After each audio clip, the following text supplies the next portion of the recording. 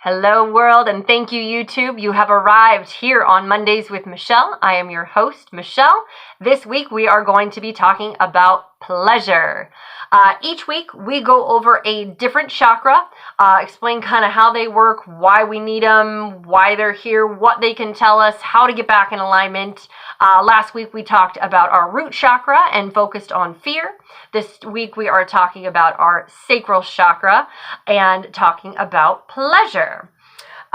First things first, let's just take a quick deep breath for centering in through our nose, out through our mouth.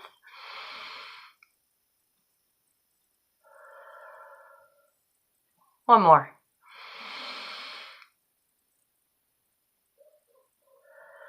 Ooh, love feeling that energy coursing through me. Love it, love it, love it. Quick quote of the day from Epicurus.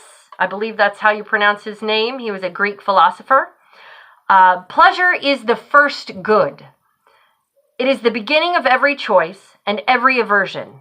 It is the absence of pain in the body and of the troubles in the soul. I don't know about you, but I would love to be pain-free in my body and trouble-free in my soul. Let's back up for just a second. What are chakras? Chakras are the energy centers of our body. They emit and receive energy. There are 7 major chakras in the body. Each chakra has a different energy frequency, and each governs different functions in the body and are an emotional being. Our second chakra is the sacral chakra. It is positioned between our pelvic bone and our navel in that general area. And it is the place for pleasure. This is where our pleasure comes from, really enjoying being a human, basically. It governs pleasure, creativity, sexuality, magnetism, living in the now, our reproductive system, and our lymphatic system. This is the chakra where our personal power comes from. It is so very important to have a properly functioning sacral chakra, as you can imagine. So let's talk about where an imbalance would come from generally. And when I first started researching this, I wasn't really clear. Like, how do we shut down? How do we shut down in that place of pleasure? Wouldn't we all want to continue to experience life, live life for the best, live our best life and experience all those pleasures as we're supposed to as a human being? So where does that imbalancing come from? People externally controlling us. And you might want to think, oh, well, I'm an adult. Nobody controls me. I do what I want. And that's initially what I thought when I read that for the first time. However, a prime example of someone else controlling us is childhood. We were all raised by mom, dad, grandma, grandpa, aunties, uncles, whoever raised us, a guardian, foster homes, regardless. That person controlled us to a degree. We've got our extreme parents that put their thoughts and feelings and attitudes about what they think we should be on us. So we're constantly dealing with that. Another big controller of that sacral chakra is religion. And in my experience, the one that most resonates with power and control of that sacral chakra for me are Catholicism and Mormonism. I've got a buddy who grew up in a very, very strict Mormon household who was taught that masturbation is a sin, that you shouldn't make yourself feel good. How fucked up is that? How fucked up is that to be taught and beaten into you over the years that it's not okay to make yourself feel good? What is it hurting for you to pleasure yourself? What is that hurting? Nothing. I not only endorse masturbation, I feel that everybody should be doing it. It's a great stress reliever. And if you don't know how to make yourself feel good, how do you expect someone else to make you feel good in that regard? He was raised in a very strict Mormon home, and it was just a straight up sin to touch yourself. So you can imagine after years and years of conditioning where you may end up. Some of the common side effects or imbalances in this chakra, if you will, are guilt, anxiety, mania. It often leads to addiction, aggressiveness, arrogance. Big one here, codependency.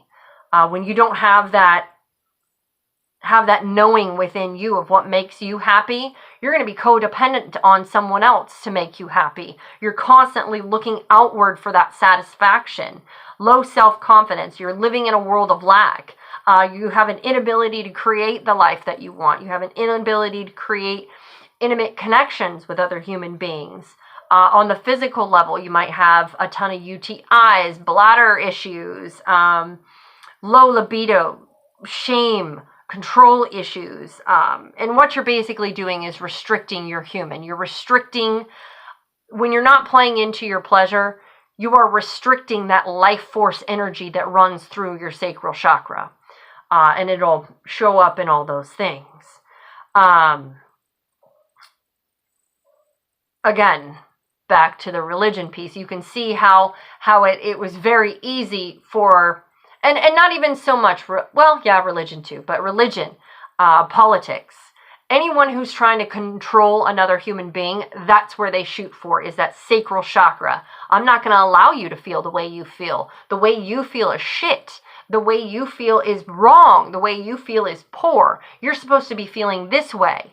And we get into this thought process of, oh, okay, I guess this is the way that I'm supposed to express myself. This is the way that I'm supposed to be. And then what does that lead to? Anxiety, aggression, resentment, all those negative things. So let's say on the flip side, what does a properly functioning sacral chakra look like? You're into your feelings. You understand that pleasure is good. You have a magnetism about you. You're comfortable with your sexuality. You're aware of your sensuality. You can tap into a creative outlet constantly, and you create. You fantasize. You have compassion. There's emotional stability. Your emotions are in check because you know exactly what feels good to you. So you're not relying on external satisfaction. You satisfy yourself.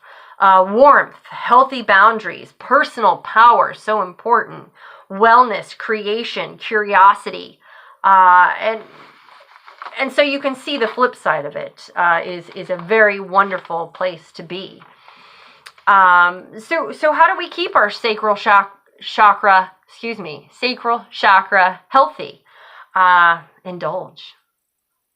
Indulge in every single pleasure you have. Now, keep in mind, these are not obsessions. These are pleasures. They bring us joy. They bring us contentment. They bring us happiness. They bring us physical pleasure. They bring us pleasure. It's all about the pleasure, people. So if you are harming someone in any way, going into your pleasures, if you are hurting anyone, then that's probably not the way to go, because we gotta work in the 3 W's. It's got to be a win for me. It's got to be a win for you, and it's got to be a win for humanity. So if we are forcing ourselves upon someone in let's say a rape situation, is that a win all the way around? No. Are we indulging in our pleasures then? No, because it's affecting someone else in a negative way. So that's not a true pleasure. Let yourself want. Let yourself go after you want. Again, as long as it's not hurting anyone else. I personally don't see any reason why anyone should keep themselves away from that pleasure and that delight. This is also the chakra of letting go. This has been a big one for me. I have always, well, maybe not, to a degree, I have been in very codependent relationships. My first marriage was very codependent. There was a lot of freedom and flexibility, but it was a very codependent relationship. Both of us, we were very codependent on each other, and it was just icky. My second marriage, We started off as like strong, healthy individuals, and then towards the end, I noticed that it was my sacral chakra opening up because I was so attached to the outcome of what our relationship should be. I was so attached to this notion of this is how it's supposed to go. And that attachment and that control and that desire to control is what ultimately broke us apart. Instead of just being free and allowing everything to happen. That has been my experience with my sacral chakra, and I'd much rather be on the flip side of it, indulging in my pleasures, exploring my creativity, feeling the feels, and letting go. It's been amazing since that chakra has been back in balance, how great life can be. So yeah, that's pretty much all I wanted to talk today about our second chakra. If you have any questions for me, please reach out. I read all the comments. If you have found this content, if it resonates with you, if it doesn't resonate with you, that's cool. But if it resonates with you, I sure would appreciate you hitting that subscribe button. We'll be here every Monday. We're going to go through all the chakras, and then we're going to invite some guests in to talk about different modalities of getting our chakras back in alignment. Next week, I'm super excited. We're going to be talking about our third chakra, which is our solar plexus chakra, which is power and really getting to know yourself. So I'm excited about that as well.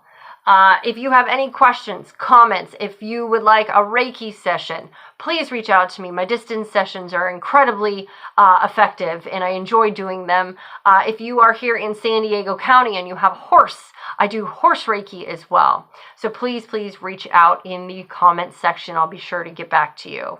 Until next week, my friends, namaste. Have a wonderful week.